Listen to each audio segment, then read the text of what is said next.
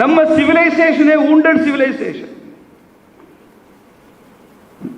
V.S. Naipaul ஒரு பெரிய Nobel laureate எழுதுவார், Indian civilization is wounded civilization.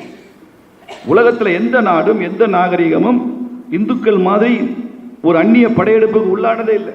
அதனால தான் வில் டியூரண்ட்னு ஒரு பெரிய ஹிஸ்டோரியன் சொல்றான், the Islamic invasion into India was the bloodiest in the world history. இந்த அளவு ரத்தம் சிந்திய ஒரு 1000 ஆண்டுகள் ரத்தம் சிந்திய ஒரு உலக வரலாறு வேறு எந்த தேசத்திலும் இல்லை. ஆனால் அதை நினைத்து நான் பெருமைப்படுகிறேன். எதிரி ஆயுதத்துடன் வந்தவுடன் அவரிடம் சரணடைந்திருந்தால் யுத்தம் நடந்திருக்காது, ரத்தம் வந்திருக்காது. ஆயிரக்கணக்கான ஆண்டுகளாக எந்த எதிரி வந்தாலும் நான் சண்டையிடுவேன், சரணடைய மாட்டேன் என்று சொன்னதனால்தான் இவ்வளவு யுத்தம், இவ்வளவு ரத்தம். விட்டு கொடுக்கவில்லை. ஒரு இஸ்லாமிய மன்னனும் ஹஜ் யாத்திரை போனதே இல்லை, ஒரு முகலாய மன்னனும் போனதே கிடையாது. அக்பர் போனாரா? அவுரங்கசீப் போனாரா? ஹுமாயூன் போனாரா? ஷாஜஹான் போனாரா? எந்த மன்னனும் போனதில்லை. போனா அடுத்த நிமிஷம் இந்த நாட்டில் அவன் ஆட்சி இருந்திருக்காரு. அந்த அளவு இங்கே போராட்டம். ஒரு சிவாஜி, ஒரு ராணா சங்கா, ஒரு ராணா பிரதாப் விடுவதாக இல்லை. ஷாஜஹான் தாஜ்மஹால் கட்டினார், யாரோ சொன்னாங்க இங்கே காதலின் சின்னம். நான் கூட பத்மநாபன் சொன்னேன், அப்படிலாம் இல்லைங்க, சின்ன சமாதியா கட்டி வச்சா எங்கே பொண்டாட்டி திரும்ப உயிரோட வந்துடுவாளோன்னு பெரிய தாஜ்மஹாலை கட்டி சமாதியா வச்சிடலாம் அப்படின்னு வச்சிருப்பாரு. அந்த ஷாஜஹான் ஏற்கனவே இன்னொருத்தருடைய மனைவி, சாரி மும்தாஜ். இதெல்லாம் நம்ம வரலாற்றில் யாரும் சொல்லித் தரதில்லை. இன்னொருத்தர் மனைவியை கவர்ந்து வந்து அவ இறந்துட்டான்னு சொல்லி அவளுக்கு நினைவு சின்னம் கட்டுறேன்னு சொல்லி எப்படிப்பட்ட கதைகளை அவிழ்த்து விடுறாரு பாருங்க. காங்கிரஸ் ஆட்சியில் இருக்க வரைக்கும் வெளிநாட்டிலிருந்து யாராவது வந்தால், அது முஷ்ரஃப் வந்தாலும் சரி, அவர் இருந்தாலும் தாஜ்மஹாலை கூட்டு வந்து உட்காந்து. ஏன்னா உலக அதிசயமா, இது காதலின் சின்னமா. அங்கே உட்காந்து இந்திய அதிபரும் அந்த வெளிநாட்டு அதிபரும் பேசினா அது அந்த அன்பின் வெளிப்பாடாக உறவு அமையுமா, அங்கே உட்காந்து போட்டோ எடுத்துக்காங்க. இந்த 8 வருஷமா தான் ஐயா மோடி வந்ததுக்கு அப்புறம் தான் எந்த வெளிநாட்டு அதிபரும் ஆக்ரா பக்கமே வர்றதில்லை. தாஜ்மஹாலை வச்சு போட்டோ எடுக்கிற வேலை இல்லை. மோடி இது வரைக்கும் தாஜ்மஹாலுக்கு போனதில்லை. இன்னைக்கு வெளிநாட்டு அதிபர் எங்கே வந்தா எங்கே போறாரு? சபர்மதி ஆசிரமத்துக்கு குஜராத்துக்கு போறாரு. இன்னொரு வெளிநாட்டு அதிபர் வந்தா எங்கே வர்றாரு? சீன அதிபர் வந்தா எங்கே வர்றாரு? மகாபலிபுரத்துக்கு வர்றாரு. இன்னைக்கு பல்லவர் சாம்ராஜ்யத்தின் தலைநகரத்துக்கு வர்றாரு. எல்லா இடத்தையும் போய் பார்க்குறாங்க. தாஜ்மஹாலுக்கு போறதுக்கு இன்னைக்கு ஒருத்தரும் தயாரா இல்லை. எப்படியெல்லாம் காங்கிரஸ் இந்த நாட்டை அரசியல் பேசக்கூடாதுன்னு சொன்னீங்க ஜி, பரவாயில்லையா? அவர் சொல்றாரு, அதை பேசி தொலைச்சிட்டு என்ன மிச்சத்தையும் சொல்லிடு. அப்படி இதுதான் வைய தலைமை.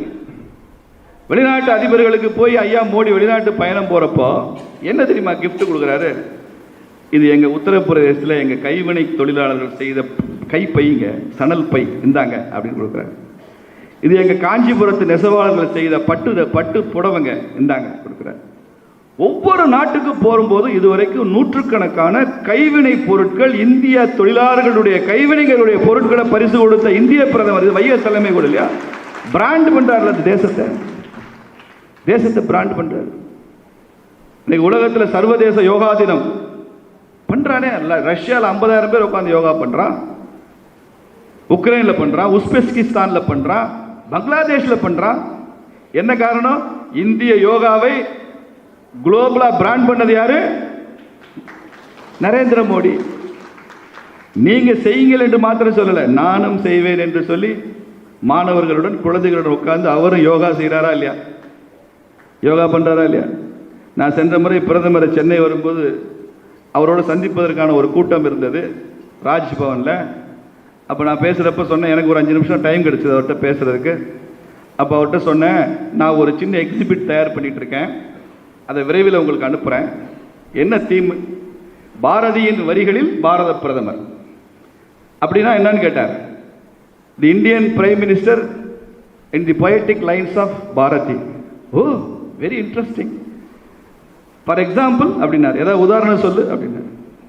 பாரதி சொல்றான், சந்தி தெருப்பெருக்கும் சாத்திரம் கற்போம். நம்ம ரொம்ப உயர்ந்த விஷயங்களுக்கு தான் சாஸ்திரம்னு சொல்லுவோம். யோக சாஸ்திரம், வாஸ்து சாஸ்திரம், இப்படிலாம் சொல்லுவோம். பாரதி என்ன சொல்றான்?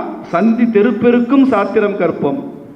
Let us learn the art of cleaning the streets and places. இதை தாங்க நீங்க ஸ்வச் பாரத்னு பண்ணிட்டு இருக்கீங்க ஊரெல்லாம் போய். விசையுறு பந்தினை போல் உள்ளம் வேண்டியபடி செல்லும் உடல் கேட்டேன். யோகா உண்டா இல்லையா? போர் தொழில் பழகு, பாரதி சொல்றான் புதிய ஆத்திச்சுடியில. நீங்க கொண்டு வந்த அக்னிவீர் திட்டமே போர் தொழில் பழகுதான். நான் சொல்ல அவருக்கு சந்தோஷம். Make it fast, make it quick. It is not something easy. 100 years back, a poet Bharati Mahakavi told this, and this Modi is doing this. This is a great thing. அவருக்கு அவ்வளவு மகிழ்ச்சி. அவருக்கு ஐரோப்பிய நாடுகள் வரிசையை அணிவகுத்து வந்து படையெடுத்து இந்த நாட்டில் கொள்ளையடிச்சுட்டு போயிருக்காங்க. டச்சுக்காரன் வந்தான், போர்ச்சுக்காரன் வந்தான், பிரெஞ்சுக்காரன் வந்தான், கடைசியா இங்கிலீஷ்காரன் வந்தான்.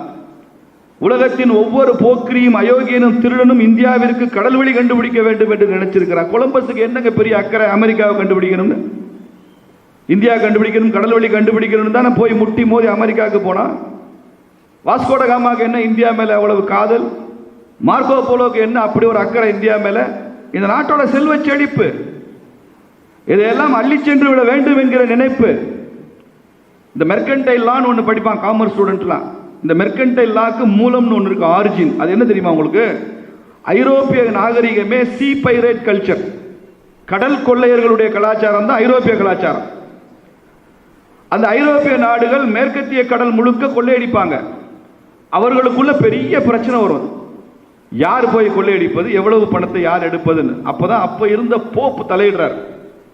போப் தலையிட்டு போர்ச்சுகல்காரன் இந்த ஏரியாலாம் கொள்ளையடி, ஜெர்மனிக்காரன் இந்த ஏரியால கொள்ளையடி.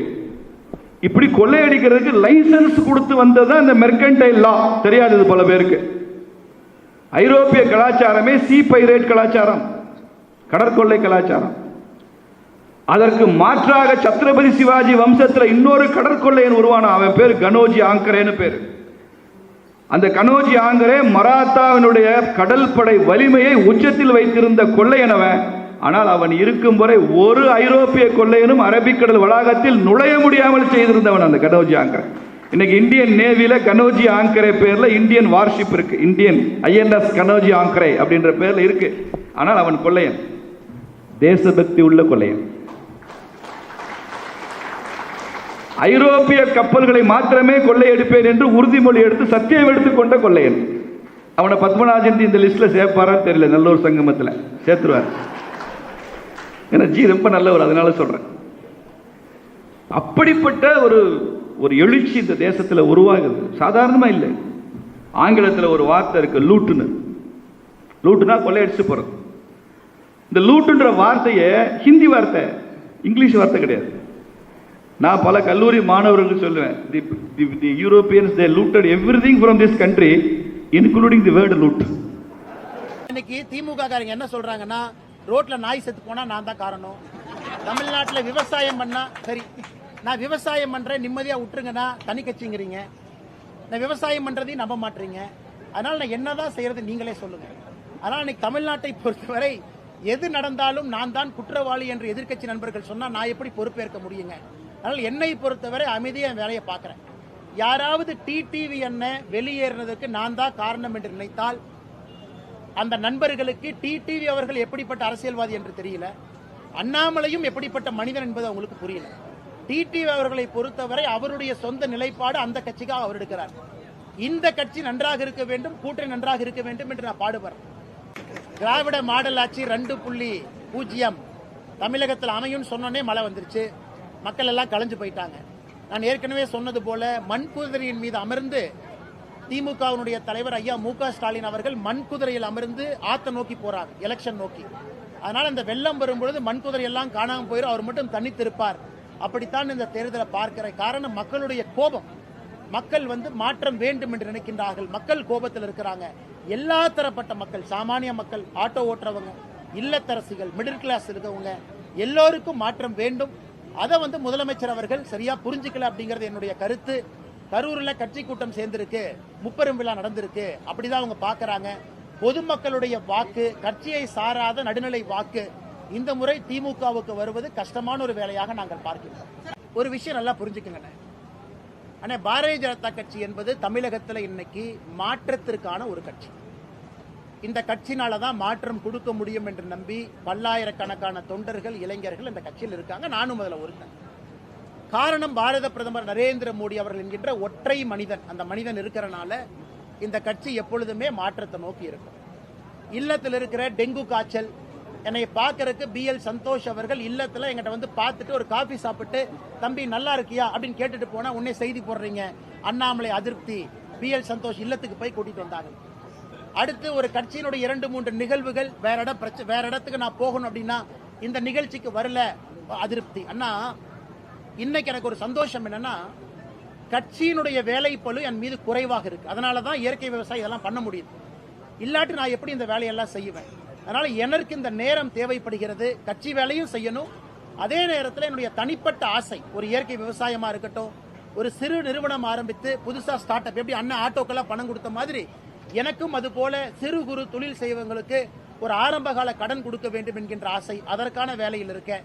ஏன்னா அவங்க தான் முதலாளிகளாக வந்தால்தான் வேலை வாய்ப்பு உருவாக்க முடியும். அதனால் முழு நேர அரசியல்வாதி என்பதிலிருந்து கட்சி கூப்பிடும் பொழுது, கட்சிக்கு நேரம் கொடுக்கும் பொழுது நேரம், அதை தாண்டி என்னுடைய தனிப்பட்ட விஷயங்களுக்கும் நேரம் கொடுக்கிறேன். சந்தோஷமா இருக்கிறேன், நிம்மதியா இருக்கிறேன். அதனால் ஆப்பிளையும் ஆரஞ்சையும் மாம்பழத்தையும் எல்லாத்தையும் சேர்த்து கலந்து ஒரு ஜூஸ் அடிச்சு புதுசா அந்த ஜூஸை விற்க வேண்டாம். நான் பாரதிய ஜனதா கட்சியில தொண்டனாக பெருமையோடு பயணித்துக் கொண்டிருக்கிறேன். ஏன் அண்ணாமலை, இளிச்சவாய் அண்ணாமலைனா MLA கிடையாது, MP கிடையாது, பஞ்சாயத்து தலைவர் கிடையாது, மக்களுடைய வரி பணத்துல ₹1 எனக்கு சம்பளம் கிடையாது. ஆனா வருஷம் நான் பேங்க் அக்கவுண்ட் ஸ்டேட்மெண்ட் ரிலீஸ் பண்ணுவேன். இங்க பாருங்க, 10 வருஷம் பேங்க் அக்கவுண்ட் பாத்துக்கங்க, எல்லாத்தையும் பாத்துக்கங்க, ஸ்விக்கி ஜொமேட்டோ என்னென்ன வாங்கியிருக்கேன்னு பாருங்க. அது ஒரு பக்கம். நான் சொந்தமாக நான் சம்பாரிச்சு ஒரு விவசாய நிலம் வாங்கினாலும் நான் மட்டும் எக்ஸ்பிளனேஷன் கொடுக்கணும்.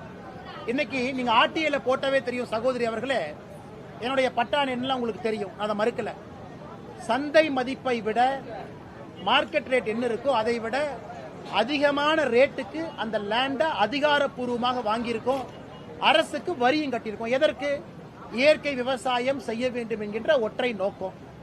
அடுத்த 5 வருஷம் நீங்க என்னை பார்க்கத்தான் போறீங்க, விவசாயம் பண்றேன்னா விவசாயம் பண்ணலையான்னு, இயற்கை விவசாயம் இருக்கிறனால. ஆனால் இன்னைக்கு தமிழ்நாட்டில் நான் ஒரு அரசியல்வாதி தான் உண்மையை சொல்ல வேண்டும் என்றால், மக்களுடைய வரி பணத்துல ₹1 வாங்காம, ₹1 மக்களுடைய வரி பணத்துல சம்பளமா வாங்காம, நான் மட்டும் 6 மாசத்துக்கு ஒருக்கா என்னை பாருங்க இதான் செய்யறேன், என்னை பாருங்க இதான் செய்யறேன். அதனால இளிச்சவாயினாலும் நான் என்னங்க, இதுல எதிர்க்கட்சி நண்பர்கள் எல்லாம் சொல்றாங்க, அண்ணே அப்ப நீ லேண்ட் வாங்கியிருக்கிற, யாரு பணம் கொடுத்தா? ஏன் நான் சம்பாதிச்சேன், நான் சம்பாதிக்க கூடாதா? நான் இருக்கின்றேன், மனைவி இருக்கிறாங்க, குடும்பம் இருக்கிறாங்க, நாங்களாம் ரோட்ல சும்மாவா உட்கார்ந்து இருக்கிறோம்? எங்களுக்குன்னு வேலை இருக்கு, செஞ்சுக்கிட்டு இருக்கிறோம், மக்கள் பணியை செய்யறோம், அரசியல் செஞ்சுக்கிட்டு இருக்கோம். இருந்தும் எதற்காக வெளிப்படையா நான் இருக்கேன்னா, நம்ம நம்பி இருப்பவர்கள் புரிந்து கொள்ள வேண்டும் நான் என்ன செய்யறேன். அரசியலும் பண்றாரு, இந்த வேலையும் செய்யறாரு. அப்பப்ப குறிப்புகள் கொடுக்கறேன். இன்னைக்கு திமுக இருக்கு, DVAC இருக்கு, அவங்க கையில ரெவென்யூ டிபார்ட்மெண்ட் இருக்கு, அவங்க கையில தாசில்தார் இருக்கிறாங்க. சோதனை பண்ண சொல்லுங்க. மார்க்கெட் ரேட் என்ன ரேட்டுக்கு நம்ம ரெஜிஸ்டர் பண்ணிருக்கோம்னு கேட்க சொல்லுங்க. எவ்வளவு அரசுக்கு வரி கட்டி இருக்கின்றோம் அதையும் டிக்ளேர் பண்ண சொல்லுங்க. அதையெல்லாம் செய்யணும். எந்த வரி பணமும் மக்கள் பணமும் இல்லாம இவ்வளவு வெளிப்படைத்தன்மையாக நான் இருக்கின்றேன். என்னுடைய வங்கி கணக்கு 1 ஆண்டு 2 ஆண்டு அல்ல, 10 ஆண்டுகளுக்கான வங்கி கணக்கை போன ஆண்டு வெளியிட்டிருக்கேன். அடுத்த ஆண்டு என்னுடைய இன்கம் டாக்ஸ் அதை வெளியிடுவேன் எலெக்ஷன் நேரத்தில். அதிலையும் மக்கள் பார்க்கறாங்க. இன்னைக்கு நான் 3.5 கோடி ரூபாய் கடனாளியா இருக்கேன். அதையும் பேச மாட்டாங்க. கடனும் வாங்கியிருக்கேன், கடனுக்கு வட்டியும் கட்டுறேன். அந்த வட்டியை வைத்து என் தொழில் நடத்துறேன், பொழப்ப நடத்துறேன். 3.5 கோடி ரூபாய் கடன் ஒரு மனுஷனுக்கு இருக்கு. ஒரு மனுஷன் வங்கி கணக்கை வெளியிடுறான், ஒரு மனுஷன் மக்களுடைய வரி பணத்தை வாழல. இதை தாண்டியும் நாங்க மட்டும்தான் எங்க நேர்மையை நிரூபிச்சுக்கிட்டே இருக்கணும். காமராஜர் ஐயா நிரூபிக்கணும், காமராஜர் ஐயாவுடைய கால் தூசிக்கு சமமாக இருக்கக்கூடிய நான் நிரூபிக்கணும், நாங்கெல்லாம் நிரூபிக்கணும், மற்றவங்க யாரும் நிரூபிக்கவே மாட்டாங்க. இதான் தமிழக அரசியலுடைய தூரதிர்ஷ்டம். ஏன்னா நாங்க நேர்மையா இருக்கிறனால யார் சொல்வதற்கு முன்பும் நாங்கள் இதயத்தை திறந்து காட்டுறோம், இதான் நாங்க அப்படின்னு. ஆனா மற்றவங்களுக்கு இது பொருந்தாது, பரவாயில்லை. ஒரு நாள் தமிழகத்தில் அந்த நாளும் நேரமும் வரும். அரசியல் யார் வந்தாலும் கூட திறந்த கண்ணாடியாக இருக்கணும். நாங்க இன்னைக்கு திறந்த கண்ணாடியா இருக்கோம். இதே மக்களுடைய வரி பணத்துல சம்பளமாக நாங்கள் வாங்கும் பொழுது இதை விட 100 மடங்கு இன்னும் வெளிப்படையாக இருக்கும். அது தமிழகத்தினுடைய அரசியல் அது புரட்சியாக இருக்கும். அந்த காலம் வரும் பொழுது நாங்கள் செய்து காட்டுவோம். இது 2 பேர்த்துக்கும் பொறுப்பு இருக்கு. விஜய் அவர்களுடைய கட்சிக்கும் பொறுப்பு இருக்கு. வரக்கூடிய கூட்டத்தை கட்டுக்கோப்பாக கொண்டு வந்து பொதுமக்களுக்கு இடையூறு ஏற்படுத்தாம, அதே போல அரசுக்கும் ஒரு பொறுப்பு இருக்கு. ஏன்னா இன்னைக்கு ஒரு குறிப்பிட்ட நேரத்தில் அவங்க பர்மிஷன் கேட்கறாங்க, சனிக்கிழமை ஞாயிற்றுக்கிழமைன்னு கேட்கறாங்க. அதை கொடுப்பதற்கான முயற்சியில் அரசு இறங்கணும். இதுல வந்து பர்மிஷன் கொடுக்கல எல்லா கட்சிக்கும் இதே பிரச்சனை தான். பாரதிய ஜனதா கட்சிக்கு என்ன பர்மிஷன் கொடுத்துறாங்களா? ஒரு அரசியல் கட்சியாக வளர வேண்டும் என்றால் இதையெல்லாம் சமாளிச்சாத்தானே ஆட்சிக்கே வர முடியும். இதையெல்லாம் சமாளிச்சாத்தானே ஜெயிக்க முடியும். இதை சமாளிப்பதற்கே விஜய் அவர்களுடைய கட்சி குட்டிக்கரணம் போட்டுட்டு இருக்காங்க. தொடர்ந்து அரசின் மீது ஒரு வழக்கு சொல்றாங்க அப்படின்னா அவர்கள் எந்த அளவுக்கு தன்னை தயார்படுத்திக் கொண்டிருக்கின்றார்கள் என்பது நமக்கு தெரியுது. அதனால் என்னை பொறுத்தவரை விஜய் அவர்களுடைய கட்சி அடுத்த கட்டம் செல்ல வேண்டும் என்றால் இதையெல்லாம் சமாளிச்சு தான் அவங்க வளரணும். அதனால அவங்களுடைய கூட்டத்தை அவங்க நடத்தணும். பொதுமக்களுக்கு பிரச்சனை இல்லாம, பொது இடத்துல பப்ளிக் சொத்துக்கு பிரச்சனை இல்லாம அவங்களுடைய கூட்டம் நடத்தப்பட வேண்டும்.